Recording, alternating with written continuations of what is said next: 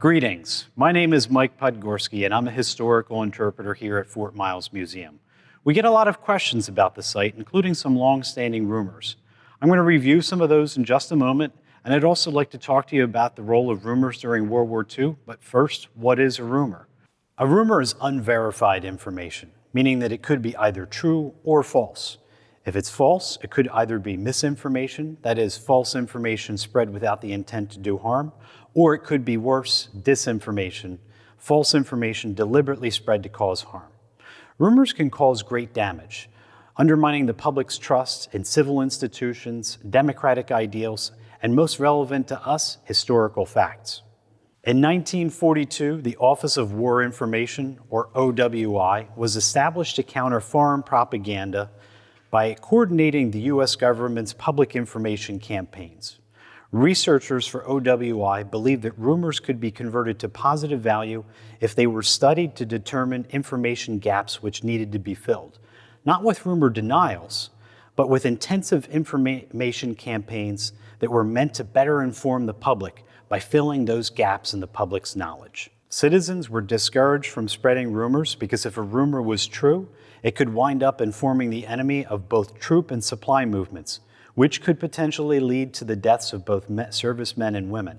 Hence the admonition, loose lips sink ships. And if a rumor was false, it could be detrimental to the public's confidence in achieving victory. Hence, citizens played a vital role in rumor control at large. And that's where you come in.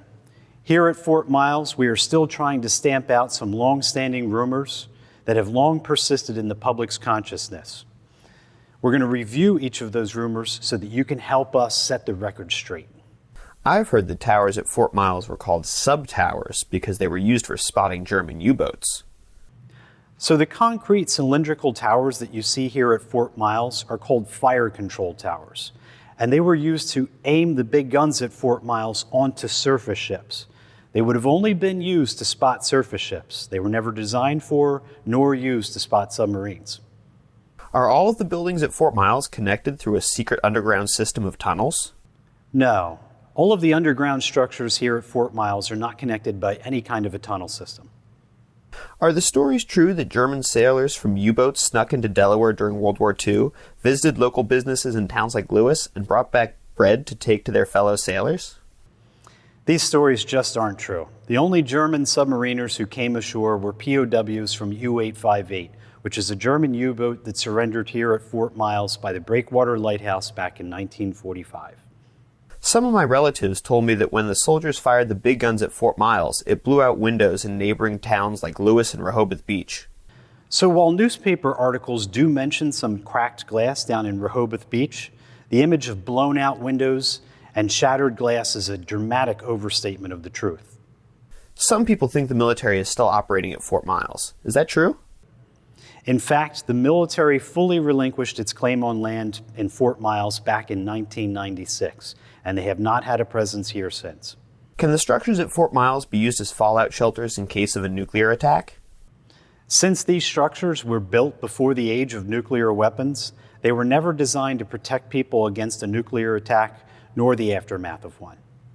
I've heard that soldiers at Fort Miles would sneak off base through the fish factories that once existed in Lewis so they could visit their love interests. Here we have an example of a rumor that is actually true and needs no correction. We do have several reports of incidents where soldiers snuck off base, and because they passed through these fish factories, when they came back to Fort Miles, they smelled of decomposing fish. Ew, hope it was worth it. So those are 7 of the most prevalent rumors we encounter here at Fort Miles. Now that you've been armed with the truth, please help us set the record straight.